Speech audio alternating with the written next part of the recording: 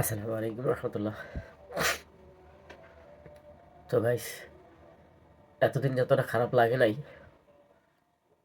আমি হাদি ভাইয়ের বিষয়ে কথা বলছি। তো এতদিন যতটা খারাপ লাগে নাই, এখন তার জানাজার নামাজটা দেখে খুব খারাপ লাগতেছে। ঠিক আছে, হাদি ভাই আমি অনেক আগে থেকেই দেখি তার ভিডিও, তার অনেক ভিডিও দেখেছি আমি। তার কথাগুলো মনে হয় যে কানে ভেসে বেড়াচ্ছে, এতটা খারাপ লাগতেছে ভাই। সত্যি কথা বলতে, মানে আমার ওয়াইফ আমাকে বলতেছে আপনি কি কাঁদতেছেন। তো বলার ভাষা পাচ্ছি না। যাই হোক, তো দেশবাসীর কাছে একটাই অনুরোধ, সবাই ভাইয়ের জন্য দোয়া করবেন। যদিও বড় ভাই আপনার, তো সবাই ভাইয়ের জন্য দোয়া করবেন। তার মৃত্যুর খবরটা শুনেও এতটা খারাপ লাগেনি, মানে কি বলবো, আর বলার কোনো ভাষা পাচ্ছি না।